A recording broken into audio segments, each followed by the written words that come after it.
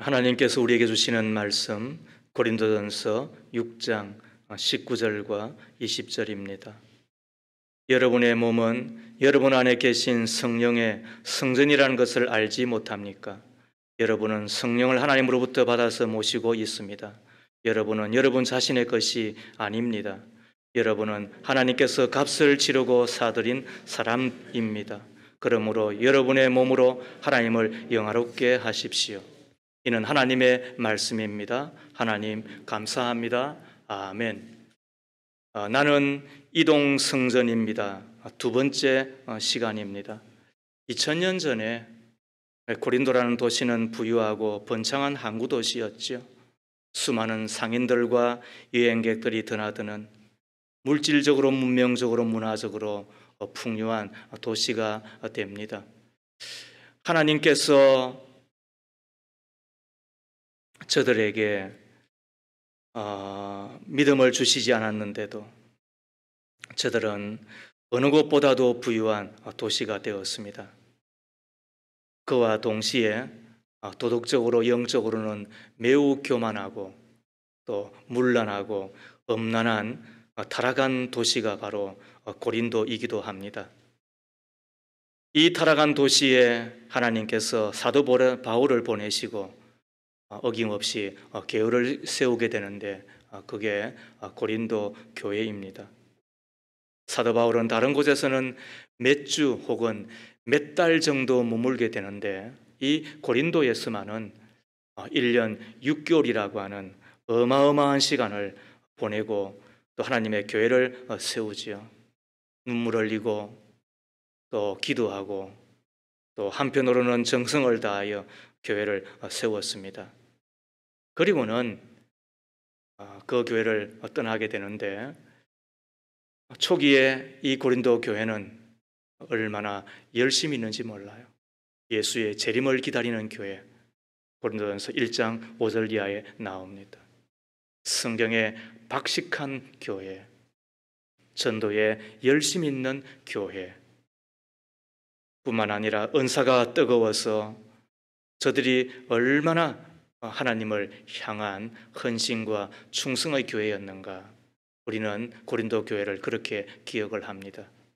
그러나 고린도를 떠나 딴 곳에 선교 여행을 하고 있는 사도 바울의 귀에 이상하고 불안한 소문이 들리기 시작을 합니다.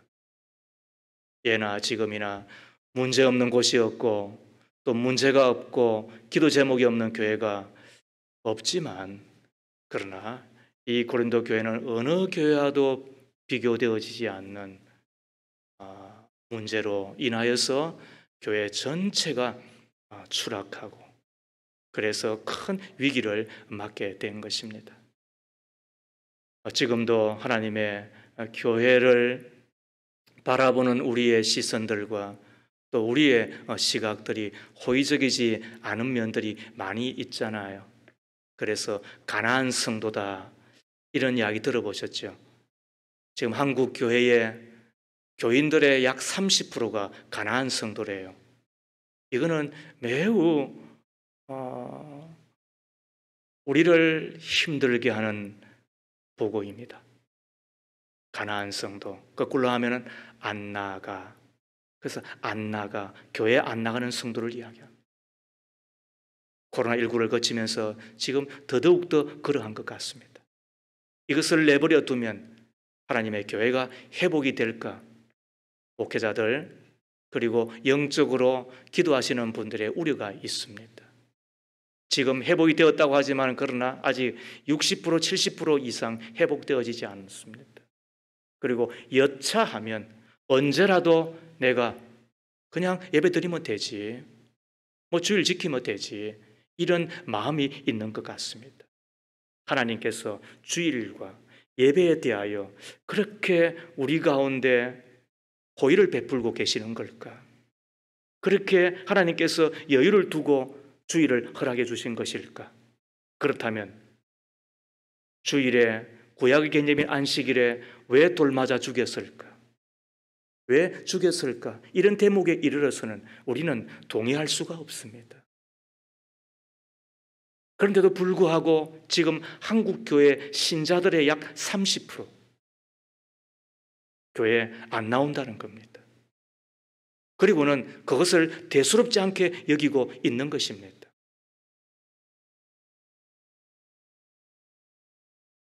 교회에 대하여 갈등하고 고민한 분이 있다고 한다면 필립 얀시라고 하는 분이 쓴 교회, 나의 고민, 나의 사랑이라고 하는 책을 추천하고 싶습니다.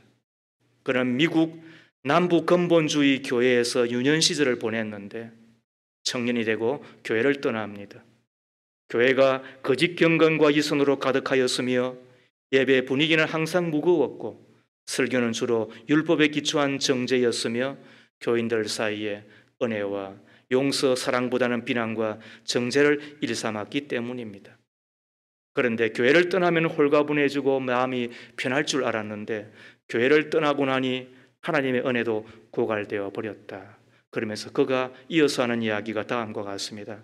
내가 한동안 교회를 떠났을 때 불행하게도 나는 윗선의 껍질만이 아니라 신앙이라는 몸통까지 내 던져졌다. 무슨 이야기예요? 내가 교회가 싫어 잠시 떠났는데 내 신앙마저도 다 잃어버리고 말았다. 기억하십시오. 폴 트루니의 이야기입니다. 이 세상에 혼자 할 수 없는 것이 두 가지가 있다. 하나는 결혼이고 또 하나는 신앙생활이다. 그런데도 불구하고 많은 이들이 지금 계속하여서 혼자 교회 생활을 하려고 하는, 신앙생활을 하려고 하는 경향들이 있었을 뿐만 아니라 굳이 교회에 나가야 되나? 내 스스로 신앙을 지키며 그리고 경건생활을 할 수 있지는 않는가라고 하는 생각을 하는 듯 합니다. 필립 얀시가 그런 경험담을 우리 가운데 들려주지요. 교회가 싫어서 떠났는데 그런데 동시에 자기의 신앙마저도 잃어버렸다고 한다면 오늘 우리의 이야기이지 않습니까? 그러다가 그가 다시 교회로 돌아오게 됩니다. 교회 비난자에서 교회 옹호로자로, 예배 구경꾼에서 예배에 적극적인 참여자로 변화되게 되는데 그때 도움을 받았던 것이 뭐냐면 이 고린도 전후서입니다. 그 성경을 읽어가는 가운데 하나님의 눈을 발견한 것입니다. 하나님께서 교회를 바라보시는 하나님의 그 시선과 마음을 그곳에서 발견한 것입니다. 고린도전서 1장 2절 말씀을 우리가 화면에서 보십시오. 고린도에 있는 하나님의 교회에 이 편지를 씁니다. 그리스도 예수 안에서 거룩하여지고 성도로 부르심을 받은 여러분에게 문안드립니다. 바울의 서신이기도 하지만 그러나 또 한편으로는 교회를 바라보는 하나님의 시선과 마음을 소개받고 있는 기절입니다.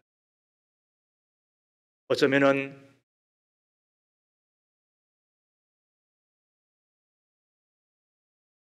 불완전한 목회자와 교인들로 구성된 교회 때문에 마음 아파하는 우리들이고 굳이 함께 해야 되나 생각되어지는 교회이지만 그러나 하나님은 여전히 고린도 교회를 어떻게 보신다고요? 주님의 교회라고, 그리고 거룩하여지고 성도로 부름을 받은 이들이라고 여겨주고 있는 것이지요. 여기에 필립 얀시는 충격을 받고 그렇구나. 내가 교회의 문제를 보기는 하였지만 그러나 놓친 것이 있다. 하나님께서 여전히 이 교회를 교회라고, 그리고 당신이 교회의 머리가 되신다고, 그리고 거룩한 성도라고 믿어주시고 이끌어주시고 만들어가고 계시는 하나님의 그 눈을 바라보고 그는 주께로, 그리고 하나님의 교회로 돌아왔다고 이야기를 하는 것입니다. 사랑하는 믿음의 가족 여러분, 하나님은 아무리 교회가 비난받고 또 혹은 흠결이 있고 어떤 때는 하나님의 교회가 소망이 없는 듯 하더라도 그 교회를 사랑하고 계심을 믿으십니까? 그리고 그 교회를 통하여 복음의 역사를 이루고 가고 계심을 믿으십니까? 교회가 아무리 타락해도 괜찮다는 이야기를 드리는 것이 아닙니다. 회개할 것은 회개하고 돌이켜야 될 것은 돌이켜야 됩니다. 하나님의 집에서 심판이 시작된다고 했었습니다. 그러나 문제만 바라보지 말아야 합니다. 문제만 보다가 마음이 상하고 절망하고 분노하는 이들이 많이 있는데 우리는 여전히 함께 계시는 주님을 바라보아야 하고 포기하지 아니하시는 하나님을 우리가 보셔야 됩니다. 그러면 반드시 주님은 교회를 새롭게 할 것입니다. 오늘 읽었던 말씀을 보십시오. 여러분의 몸은 여러분 안에 계신 성령의 성전이라는 것을 알지 못합니까? 여러분은 성령을 하나님으로부터 받아서 모시고 있습니다. 여러분은 여러분 자신의 것이 아닙니다. 여러분은 하나님께서 값을 치르고 사들인 사람입니다. 그러므로 여러분의 몸으로 하나님을 영화롭게 하십시오. 성경에 흔치 않는 표현이라고 일찍이 말씀을 드렸죠. 알지 못합니까? 모르고 있다는 이야기이고 꼭 알아야 된다는 이야기입니다. 내 안에 성령이 계시다는 것과 내가 이제 성전이 되었다는 것과 그것도 피값으로 생명값으로 창조주 하나님의 값으로 나를 성전되게 해 주시고 그리고 내가 모여 하나님의 성전이 하나님의 교회가 되게 해 주시고 그리고 하나님이 사셨으니 이제는 하나님의 그 값, 하나님의 값을 치르는 마음으로 하나님을 뭐하라? 영화롭게 하라. 우리는 이 대목에서 생각지 않을 수가 없습니다. 우리는 이동 성전이지요. 이곳에 우리의 옥토 교회가 세워져 있습니다. 부인할 수 없죠. 그러나 오늘 우리의 예배가 마쳐지면 또 주일의 모든 사역이 다 마무리되고 나면 이제 우리의 옥토 교회는 어디로 가는 것입니까? 어디에 있게 되는 것입니까? 그리고 내일은 또 우리의 옥토 교회가 또 어디에 머물게 되는 것입니까? 성전은 이곳에 있지만은 또 한편으로는 우리의 몸이 성전이 되어 우리의 가정으로 들어가지요. 또 내 직장으로 내 사업의 터로 들어가게 되죠. 또 내가 머문 곳에서 우리는 성전의 역할을 하게 되죠. 그리고는 성전된 우리를 보고 하나님은 옥토 교회라고 무엇보다도 세상 사람들은 내가 믿는 하나님이 그렇게도 좋은 분이냐? 하나님께 영광이 되게 될 것입니다. 그렇다면 우리는 묻지 않을 수가 없습니다. 내가 하나님의 성전 되었다는 것 알고 계십니까? 그리고 내가 성전으로서의 가치와 그리고 역할들을 잘 감당하고 계시는 것입니까? 성전 안에는 무엇이 있을까요? 성전 안에 들어가면 결코 소홀히 해서는 안 되는 4가지 성물이 있고 그리고는 그 성물이 갖추어져 있을 때 성전이라고 이야기를 하게 되거든요. 자, 성전 여행 우리가 3D 화면으로 우리가 한번 우리가 보고 그리고는 성전으로서 내가 무엇을 갖추어야만 이동하지만 움직이지만 성전이 되고 그 성전 역할을 잘할 수 있는지 한번 확인받고 다시 또 하나님의 말씀을 나누겠습니다.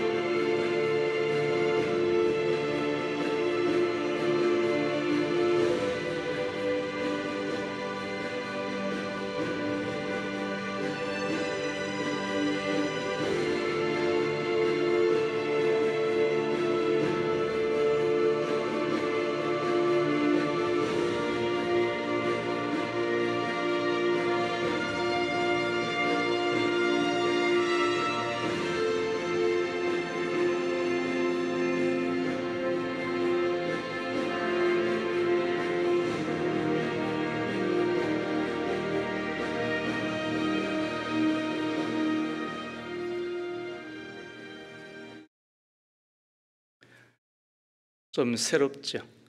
좀 신기하죠. 저도 오래간만에 처음 보는 거니까. 그러고 보면 우리는 잘 몰라요, 성전에 대해서.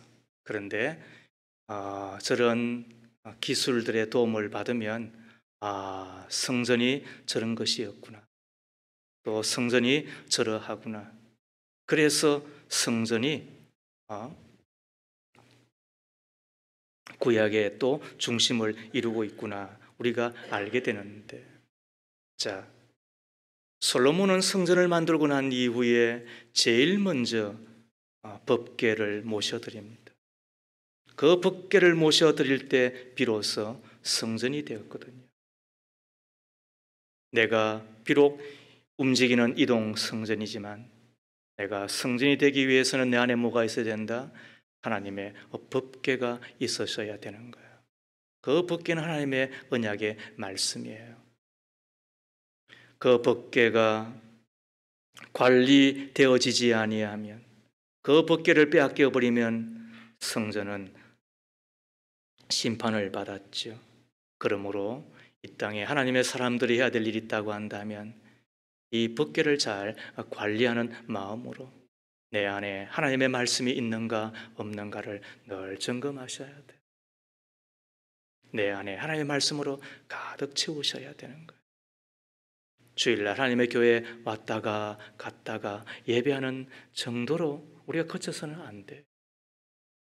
성경을 읽는 분이면 하루에 최소한 20분은 성경을 읽으십시오.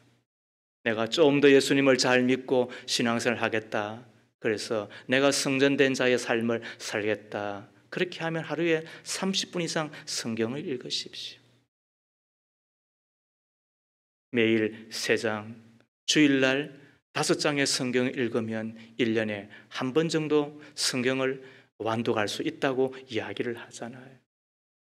교과서를 모르면 어찌 학생이며 성경을 모르는데 어떻게 신자겠습니까? 예전에 제가 성경을 가르칠 때에 노 권사님이 아들을 저에게 맡기면서 목사님, 제 아들에게 성경을 가르쳐 주십시오. 그분은 나이가 이미 80이 넘었고 아들도 나이가 거의 60이 다 돼간 분인데도 불구하고 어린 저에게 그렇게 부탁을 하셨어요. 왜? 하나님의 말씀이니까. 하나님의 말씀이 가득 채워지지 아니하면 성전으로서의 기능을 전혀 할 수 없는 것이니까. 우리의 교회도 그래서 끊임없이 성경 읽자. 코로나 시대에는 진짜 성경 읽자. 그리고 이미 수년 전부터 하나님의 말씀을 묵상한 삶을 살아가야 되겠다. 그래서 행복한 동행란을 홈피에 만들어서 우리가 묵상하고 그리고 내 마음의 말씀으로 가득한 그 삶을 또 다른 사람의 속사람을 위하여 나누는 일을 계속하고 있잖아요. 바라기는 법궤를 모시듯이 하나님의 언약의 말씀을 내 마음에 가득 채우십시오. 하나님의 말씀을 들을 때에 아멘할 뿐만 아니라 그 말씀에 착하게 반응함으로 순종한 자의 삶을 살아가는 우리가 꼭 되기를 바랍니다. 하나님의 말씀은 그대로 성취되기 때문에 그런 겁니다. 우리가 아무리 발버둥 쳐도 어쩔 수 없습니다. 복 받는 길은 하나님의 말씀을 내 마음에 두고 따르는 것, 내가 성전되는 삶, 그리하여 성전으로서 이 땅 가운데 하나님의 교회를 만들어내고 하나님의 나라를 세워가는 데 있어서 우선은 뭐냐면 내가 하나님의 법궤를 모신 성전이 되어 하나님의 말씀으로 가득한 삶을 살아가는 것 외에 다른 길이 없다는 거지요. 두 번째는 내 안에 금촛대가 있으셔야 비로소 이동 성전이지만 내가 성전이 되는 것입니다. 우리가 금방 성전 여행을 할 때에 성수 안에 들어가면 양 옆에 나란히 금촛대가 놓여져 있는 걸 우리가 보았잖아요. 가지 6개의 중앙 줄기까지. 그래서 7개의 그 촛대 위에 불이 밝혀지면서 그때 비로소 성전이 환해지는 거예요. 그것을 우리는 지금 내 안에 빛 대신 예수 그리스도가 나를 밝혀주실 때에 내가 성전이 된다는 의미로 받는 거예요. 우리는 어둠이었잖아요. 모르기 때문에 헤맬 수밖에 없었잖아요. 어느 것 하나도 우리가 찾을 수가 없었잖아요. 그래서 나무에도 절하고 바위에도 절하고 돼지 머리 앞에서도 우리가 절하는 자들이었잖아요. 왜냐하면 어둠이었기 때문에 그런 거예요. 배운 자도 가진 자도 소위 낫다고 이야기한 자도 예외가 아니더라고요. 다 어둠이었거든요. 그때 빛 대신 예수 그리스도 이 땅에 오셔서 우리 안에 환히 비춰주시는 거예요. 그래서 어둠은 물러가고 내가 빛이 될 뿐만 아니라 내가 성전된 자가 되었단 말이지요. 그런데 그 빛이 어떤 때는 옅어지고 그 빛이 잦아지고 그 빛이 스물스물 꺼지려고 할 때가 있음을 보게 됩니다. 예를 든다고 한다면 두 분이 만나서 결혼했잖아요. 가정을 이루었잖아요. 한 입을 듣고 주무시잖아요. 그리고 부부라고 이야기하잖아요. 일심동체라고 이야기하잖아요. 그런데 어느 날부터 왼수가 왜 됩니까? 하루라도 안 보면은 미칠 것 같아가지고 결혼하였는데 왜 갑자기 서먹서먹한 걸 지나서 왜 예전하고는 다른 관계가 되었나요? 그러고 보면 같이 살아도 하나라고 하는 것을 느끼는 것은 또 다른 차원이잖아요. 한 지붕 아래 살고 있다 하더라도 그런데 진짜 일심동체라고 느끼는 것은 또 다른 차원의 문제잖아요. 그때 필요한 게 뭘까요? 서로 깊이 있게 사랑하고 또 하나 되는 것으로 나아가는 것이거든요. 우리 안에 빛 대신 예수 그리스도가 오셨다 하더라도 그러나 그 빛이 환하게 비치는 것 아닐 수 있는 거지. 그때 필요한 게 뭘까요? 그 빛의 계속해서 바라게 하는 것이 있다고 한다면 그게 기름이거든요. 금촛대에 그 빛을 발하게 할 때 필요한 것이 뭐였어요? 그게 기름이잖아요. 이 기름이 성령인 거예요. 성령으로 충만하였을 때 그 성령으로 말미암아 심지를 태우지 아니하고 기름을 태우는 자의 삶을 살아갈 때 비로소 내가 환히 빛이 나는, 그래서 빛된 자의 삶을 살아갈 뿐만 아니라 세상을 비추는 자가 되는 거예요. 그게 참 성전이라고 이야기하는 거예요. 우리는 이 대목에 와서 많은 분들이 의외로 이 성령과 성령 충만에 대하여서 무지할 뿐만 아니라 그리고는 나름 그 성령 충만을 위한 열의가 없음을 보게 됩니다. 안타까움을 금할 수가 없습니다. 성령은 불이기 때문에 성령은 소멸될 때가 있습니다. 성령은 지극히 인격적인 분이시기 때문에 성령께서 근심할 때가 있습니다. 그때 신앙생활을 함에도 불구하고 기쁨이 확 떠나버리는 거예요. 그리고 예수 그리스도를 믿는다고는 하지만은 피곤하고 그래서 재미가 전혀 없는 자가 될 수가 있는 거예요. 안 갈 수는 없고 안 할 수는 없고 얼마나 피곤한지 몰라요. 그래서 예배 시간에도 보면은 벌써 우리 안에 그 예배가 짐스럽게 느껴지는 분들이 있으시잖아요. 그런데 어떤 분은 제 같은 경우도 지난 40년간 예수를 믿었는데 한 번도 저는 주의를 어긴 적이 없어요. 그런 일을 어떻게 합니까? 그것 때문에 저는 결혼에 승부를 걸었죠. 그것 때문에 제 아이들도 예수 믿기를 바라고 제가 지난 30년, 제 큰아이가 32이에요 벌써. 둘째가 30이 되었고 그리고는 저들은 신앙생활을 하는데 반드시 주일 성수하고 그 등등을 지켜가도록 제가 모든 걸 다 지켜주었다.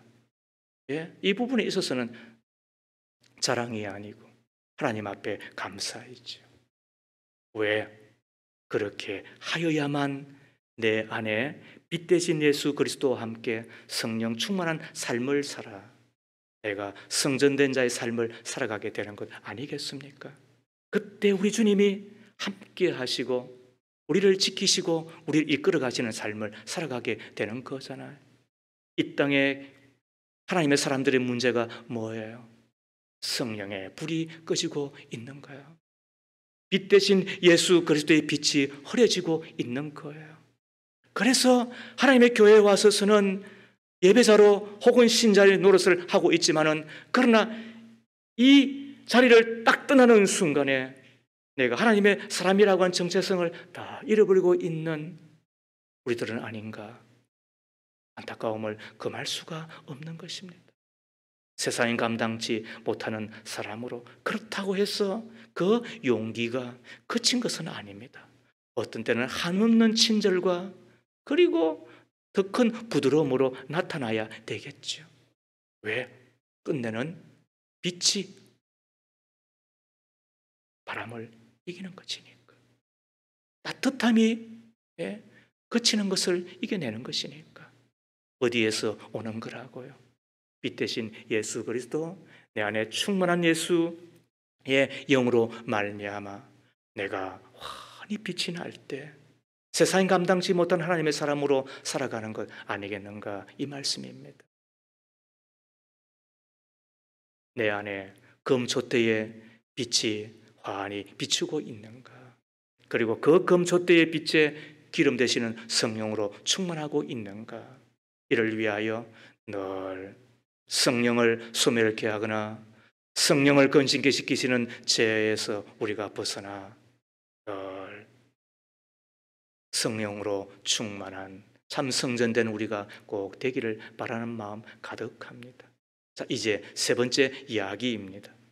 내가 걸어다니는 이동성전이 되기 위해서는 분향단이 있으셔야 됩니다. 이 분향단은 대제사장이 아침마다 그 위에 향기로운 향을 사르고 등불을 정리할 때와 저녁에 등불을 켤 때에 향을 사르도록 했습니다. 이 분향단은 무슨 뜻인가 하면 알아야 돼요. 기도의 제단이 됩니다. 요한계시록 5장 8절 말씀에 제가 개역 성경으로 읽겠습니다. 그 두루마리를 취하심에 내 생물과 24장로들이 그 어린 양 앞에 엎드려 각각 금은고와 향이 가득한 금대접을 가졌으니 이 향은 성도의 기도드리다라고 이야기를 했습니다. 지금은 세 번 얘기 나왔는데 개역 개정을 제가 안 드렸나요? 자, 그러면은 제가 한 번 더, 자, 세 번역으로 제가 읽겠습니다. 그가 그 두루마리를 받아 들었을 때에 내 생물과 24 장로가 각각 금은고와 향이 가득히 담긴 금대접을 가지고 어린 양 앞에 엎드렸습니다. 그 향은 곧 성도들의 기도입니다. 분향단은 뭐가 된다고요? 성도들의 기도라고 이야기하는 거예요. 분향단의 향이 꺼지지 아니하고 위를 향하여 계속 올라가고 있을 때에 그 성전은 성전이 되는 거예요. 법궤가 있는 것만으로도 안 되죠. 금촛대의 빛이 바라는 것만으로도 안 되죠. 성전이 성전되기 위해서 필요한 게 뭐라고요? 그거는 분향단의 향이 살라져. 그 향이 위로 향하여 계속 올라갈 때 그때 성전은 성전된다고 이야기를 하죠.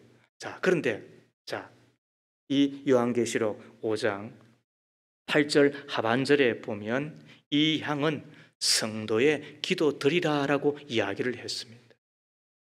기도가 아니라 기도드립니다. 단수가 아니라 복수입니다. 자, 왜 기도드릴까요?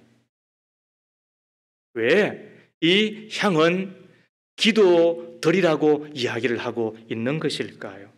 어쩌다가 생각나면 한 번씩 하는 기도가 아니라 언제나 기도하는, 그래서 쉬지 말고 기도하라는 뜻이 되지요. 기도의 체질 속에서, 기도의 분위기 속에서 살아가는 성도가 바로 참 성전이라고 이야기를 합니다. 교회 자체는 기도하지 못합니다.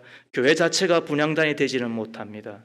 우리가 기도할 때 하나님의 교회는 하나님께 드리는 분향단이 되고, 우리가 기도할 때 하나님의 성전이 되는 거지요. 성전에는 항상 기도의 분향단이 피어 올라야 하는 것처럼 우리도 하나님 앞에 연락되어지는, 연락은 기뻐할 열자, 납자는 받을 납자잖아요. 하나님이 기뻐하시는 향기로 여기는 것이 뭐라고요? 우리의 기도예요. 그래서 하나님은 내가 기도하는 자인가? 하나님의 교회 안에 이 향이 끊어질 때, 하나님 앞에 올라가는 이 향이 중단될 때, 기도는, 교회는 병들고 인간의 냄새, 사람의 냄새, 세상의 냄새가 진동하는 그런 성전이 될 수밖에 없지요. 그때 하나님께서 어떻게 한다고요? 그 성전을 허물라라고 이야기를 했잖아요. 우리의 교회가 기도의 향이 계속 타오르는 교회이기를 바랍니다. 그것 때문에 저는 여러분들을 뵀을 때부터 지금까지 3개월 단위의 중보기도단을 36번을 했습니다. 그리고 지금은 수요 예배로, 집중 기도회로 모아드렸습니다만, 그러나 기도하는 우리가 조금 더 고생하면 하나님의 교회의 기도의 향이 주님 앞에 날마다 연락되지 않겠느냐. 그래서 금요 기도회를 포기하지 않았습니다. 새벽 기도회는 물론 이거니와 하나님 앞에 기도하는 사람으로 살아보려고 애를 썼습니다. 뱀 잡는 게 불이라고, 사단을 이기고 사단을 물리치는 것은 기도의 불밖에 없어요. 하나님의 교회가 기도가 중단될 때에 이곳에는 사람들만 덕실덕실할 거예요. 사람의 냄새와 사람의 말만 가득한 곳이 되고 말 거예요. 그것이 어찌 하나님의 교회라고 할 수가 있겠습니까? 내게 기도의 향이 우러나와야 됩니다. 가족을 위해서 기도하고, 이웃을 위해서 기도하고, 약한 자를 위해서 기도하고, 누군가 위해서 기도를 부탁할 때, 그리고 내 나라와 내 민족과 열방을 위하여 기도할 때 하나님께서는 우리를 성전으로 여겨주시고, 그리고 우리와 함께 하시고 은혜를 베풀어 주시는 것 아니겠습니까? 그때 하나님의 영광을 받으시고 하나님의 일하심을 보게 될 것인데, 사도행전 8장에 보면 마술사 시몬이 베드로가 전도하는 말씀을 듣고 기적을 향하는 것을 보고 신기하게 느끼고서는 베드로에게 그 능력을 돈으로 살 수 없겠느냐라고 제안을 합니다. 이때 베드로가 심하게 구중을 해요. 내가 하나님의 은사를 돈으로 살 줄로 생각하느냐. 아마 마술사였으니까 그 기적을 행하는 그 능력을 사서 아마 예수 무당이 되고 싶었겠죠. 다 돈벌이 하는데 혈안이 되어 있으니까. 그래서 꾸중을 한 것까지는 이해가 되시죠. 그리고는 사도행전 8장 22절에 보면 그대는 이 악한 생각을 회개하고 주님께 기도하시오. 참 특이한 겉면이잖아요. 앞의 말씀은 아주 격한 저주였는데 뒤의 말씀은 주께 기도하는 말을 덧붙이면서 그냥 꼬리를 쏙 내리는 것과 같이 느껴진다고요. 악한 생각을 회개하고 너는 금식을 해라 한다든지, 아니면 기도원 가서 한 달을 두 달을 있으라 한다든지, 이렇게 해야 되는데 어떻게 한다고요? 악한 생각을 회개하고 주님께 기도하시오. 이게 무슨 말이에요? 이 기도하시오라고 하는 헬라 말은 데오마이인데 붙잡아 맨다는 뜻이 되는 거예요. 무슨 말이냐 하면 내가 살고 싶거든 예수님을 붙잡아라. 예수 그리스도께 붙잡힌 바가 되어야 내가 산다. 내가 하는 그 마술이 너의 인생을 구원하는 게 아니다. 예수께 붙잡힌 바 되어야 내가 산다. 그런 의미에서 기도는 내 손을 아뢰는 것에서 지나 내가 살기 위해서 기도하는 거예요. 내가 기도하면 사는 거예요. 기도할 때 주께서 나를 붙잡아 주시는 거예요. 내가 기도하면서 주를 붙잡게 되는 거예요. 이것이 기도예요. 그러므로 기도 안 하면 죽는 거예요. 기도하여야 사는 거예요. 마태복음 27장에서 겟세마네 동산에서 겟세마니라고 하는 오일풀에서 기름을 짜는 기계란 뜻이잖아요. 그곳에서 우리 예수님은 진액을 짜듯이 몸에 있는 물이 나오면서 핏빛이 되었다고 이야기할 만큼 그분은 기도하셨는데 나와 함께 한시라도 깨어있지 못하느냐라고 제 아들을 책망하시면서 했던 이야기를 저는 잊을 수 없어요. 시험에 들지 않도록 기도하거라. 저는 그래서 시험에 들까 봐, 내 하나님의 교회가 시험에 들까 봐, 우리 믿음의 성도들이 시험 들까 봐, 저는 우리 교회 교인들 가운데서 다른 교회에서 신앙생활을 한다고 한다면 저는 양보할 수 있습니다. 목장에서 이런 양을 찾자, 전도회에서 이런 양을 찾자라고 이야기하는 것도 방황하고 있는 분들을 위한 것이지, 다른 교회에서 신앙생활을 잘 할 수 있다고 한다면 저는 양보할 수 있습니다. 그러나 혹시라도 시험 들까, 혹시라도 이 세상의 유행과 그리고 사람들의 시선에 마음이 빼앗겨서 마음이 흔들리고 믿음을 잃어버리고 끝내는 지옥 갈까, 그게 두려운 거예요. 우리가 그것 때문에 할 수 있는 것이 뭐예요? 기도 외에 뭐가 있겠어요? 여러분들이 저에게 이것을 저것을 이야기하고 요구하고 부탁을 하면 웬만한 것은 다 드릴 수 있잖아요. 그러나 진짜 중요한 것은 제가 해드릴 수 있는 게 없잖아요. 여러분, 그런 겁니다. 우리가 할 수 있는 게 뭐가 있습니까? 그런데도 불구하고 우리는 기도를 중단하고 기도를 쉬고 기도를 적게 하고 기도를 액세서리처럼 하며 그리고는 기도 안 하는 사람으로 살아가는 우리들이 것을 보게 됩니다. 기도하지 않는 남편을 만나는 것만큼, 기도하지 않는 아내를 만나는 것만큼, 그것만큼 더 저주스러운 일도 없는 것입니다. 기도를 모르는데 여러분, 뭘 믿을 게 있습니까? 기도를 안 하는데 뭘 믿을 게 있습니까? 고운 것도 잠깐입니다, 여러분. 이쁜 것도 금방 갑니다.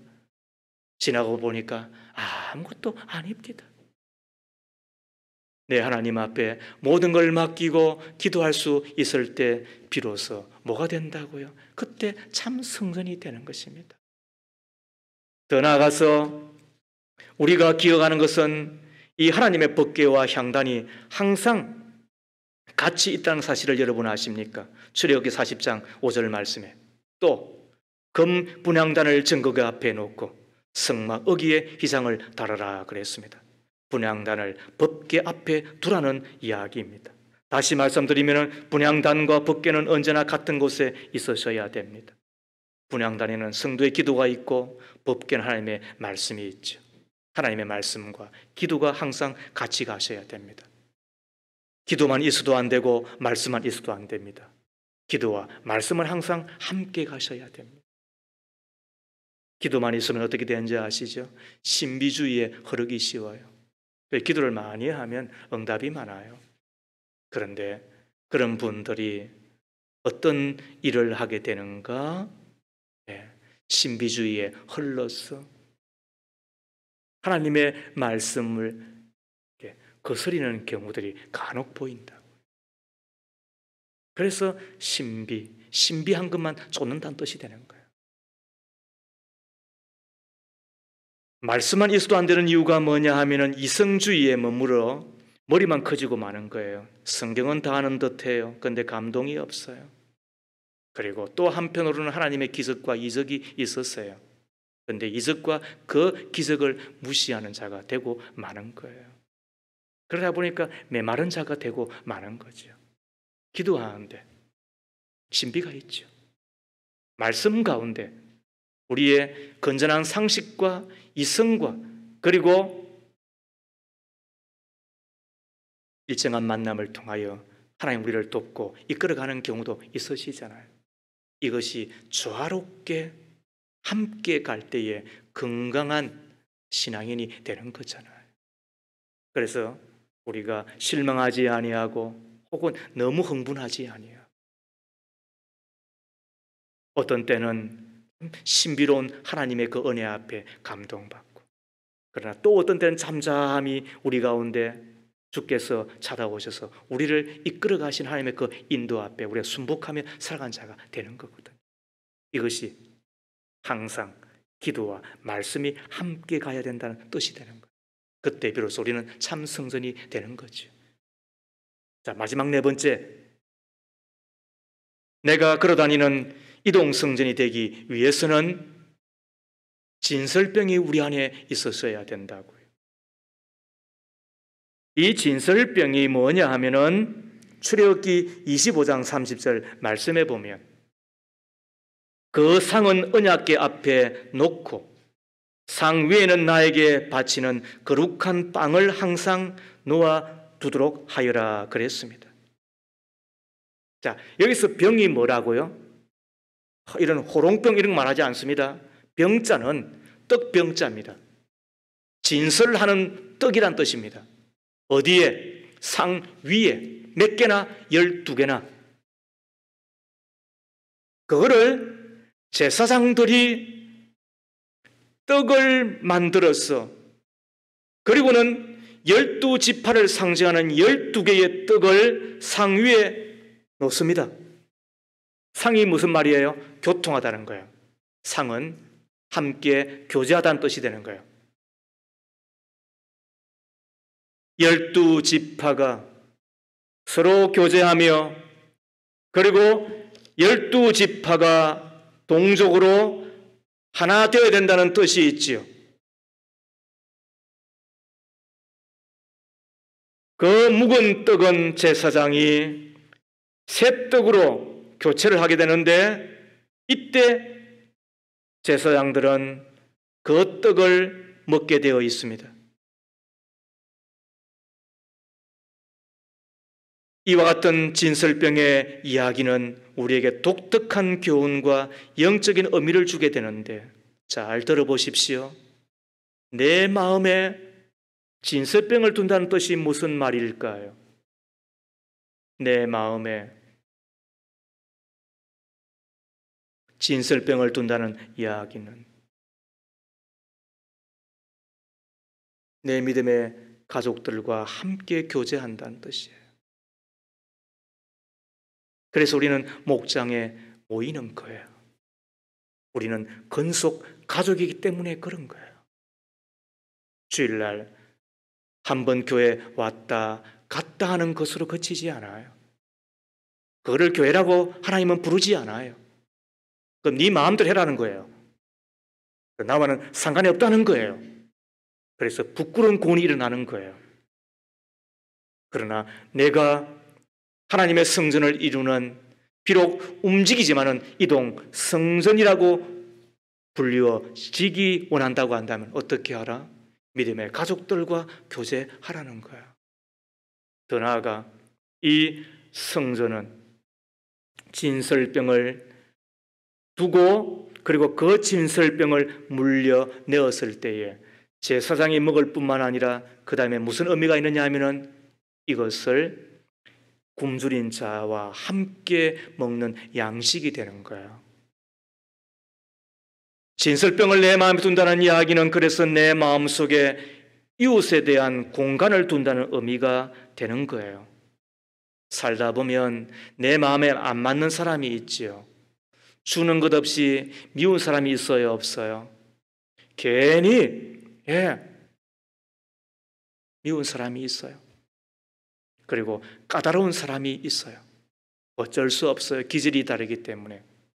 그런데 내 마음에 진설병을 둔다는 이야기는 그와 같은 까다로운 사람마저도, 마음에 맞지 않는 사람들마저도 수용할 수 있는 내 마음의 공간을 지닌다는 거예요. 그때 참 성전이 되는 거예요. 사도행전 6장에 보면 7집사를 세우는 일이 나와요. 그 7집사의 면면이 다 헬라파 유대인들이에요. 히브리파 유대인들이 압도적으로 많은 때예요. 그러니까 호남 사람들이 다수를 이루는 교회에서 영남 사람들이 중직자로 다 세워지는 거예요. 물론 이것은 하나님의 역사였지만 한편으로는 이것이 교회의 위대함이에요. 자신과 다른 사람을 수용할 줄 아는 것. 나보다 약한 사람, 내가 무시해도 좋을 만한 사람, 내가 그냥 하대가 되는 사람들마저도 내 마음으로 맞아들이는, 이것이 기독교예요. 이것이 하나님의 교회예요. 이게 성전된 우리들이에요. 교회가 건물을 짓고 문을 열어놓는다고 해서 성전되는 게 아니잖아요. 그 안에 움직이는 우리들의 마음이 어떻게 될 때 진설병을 모셔드리는 그 마음의 공간을 갖고 있는 우리들이 될 때, 그것을 명품 인생이라 그러잖아요. 살다 보면 왜 그런 사람이 없겠어요? 내 아내도 미울 때가 있는데, 내 남편도 마음에 안 들 때가 있는데, 피도 한 방울 안 나는 그가 왜 다 곱겠어요? 미운 사람 고운데 없고 고운 사람 미운데 없다고 이야기했는데, 그래서 미움 하나 들어가면 다 타인처럼, 아니 왼수처럼 느껴지는 거잖아요. 그런데 그때 성전 안에 진설병을 두고 그 진설병은 상위에서 서로 교제할 뿐만 아니라 약한 자들, 굶주린 자들을 위하여서 그 진설병이 제사장의 손을 떠나 저들에게도 전하여 졌다는 사실을 우리가 기억하며, 그렇지. 그래서 기독교는 색깔이 다른 이들을 찾아내어 맞아들였고, 노예를 찾아내어 맞아들였고, 여인과 어린이들과 장애인들마저도 찾아내어 맞아들이는 마음이 매우 넉넉한, 그래서 하늘과 땅을 품을 만큼의 사람들이 다 되고, 불교 신학에서는, 힌두교 신학에서는 꿈도 꿀 수 없고 상상할 수 없었던 일들이 우리 기독교 그리고 성전된 우리 안에서 일어난 거지요. 사랑은 더불어 살아가는 능력이라고 이야기를 하였는데, 나와 다른 사람을 사랑하며 살아가는 이 능력이 바로 성전된 자의 삶을 살아가게 되는 거지요. 되돌아보면 우리도 작은 것이나마 이런 진설병을 구비하는 정신으로 교회를 만들어 왔다고 해도 저는 과언이 아니라고 자부합니다. 영남과 호남으로 편가르게 하지 않는 우리의 교회, 남녀가 차별받지 않는 교회, 어린이라고 무시당하거나 어른이라고 무조건 우대되지 않는 교회, 중직자라고 대접받고 새가족이라고 하대당하지 않는 교회가 우리의 교회였다고 감히 말씀을 드립니다.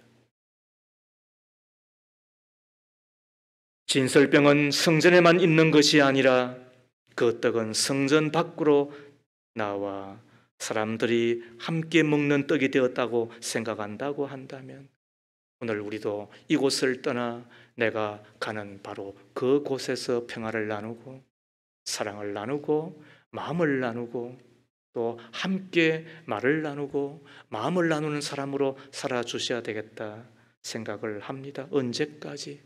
바로 참성전이 될 때까지 말입니다. 그런 의미에서 여러분들 요즘 기부 많이 이야기하잖아요. 하나님 앞에 정직하게 11조를 드리고 또 혹은 따로 떼어내어 우리가 구제하고 선교하고 장악하는 정신, 이것이 왜야말로 내 마음에 진설병을 두는 거예요. 요한베슬레처럼 많이 하십시오. 수입이 많아지면 많아질수록 내 생활비는 일정하게 고정시켜 놓고 그리하여서 많이 하십시오. 많이 하십시오. 그게 성전되는 자의 삶, 그리고 참 성전이 되는 우리인 것입니다. 말씀을 마치겠습니다. 우리는 비록 걸어 다니지만 그러나 성전, 이동 성전입니다. 성전을 통해서 하나님께서 임재하시고 영광을 받으셨던 것처럼 우리를 통하여 하늘의 하나님께서 영광을 받으시는 일이 날마다 가득하기를 바랍니다. 이를 위하여 법궤를 모시십시오.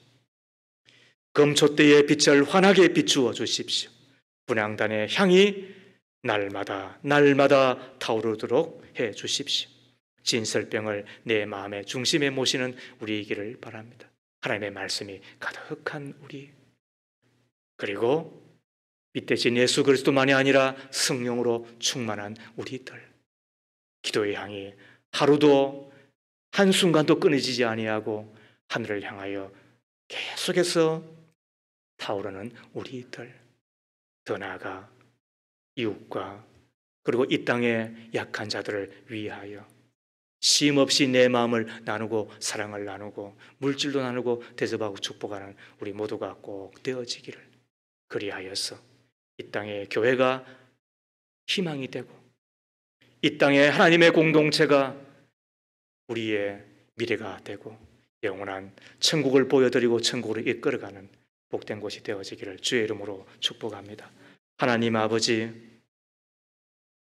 이 땅의 가나안 성도가 한둘이 아니고 30%나 된다는 보고 앞에 우리는 너무나도 부끄럽고 주님 앞에 죄송함을 금할 수가 없습니다. 왜 이렇게 되었는지요? 주님, 우리가 다시 성전이 되고 성전의 역할을 충만히 감당함으로 하나님의 교회를 향하여 희망을 갖고 계시고 새롭게 하시는 우리 주님의 마음, 주님의 소원을 풀어드려 미래와 그리고 희망이 되는 한국교회를 세워가며 우리 교회를 명품교회로 만들어가 영혼을 구원하고 제자 삼고 다음 세대를 책임지고 이웃에게 복이 되고 이웃의 형제교회의 덕이 되는 우리 교회 꼭 되게 하옵소서. 예수님 이름으로 기도합니다. 아멘.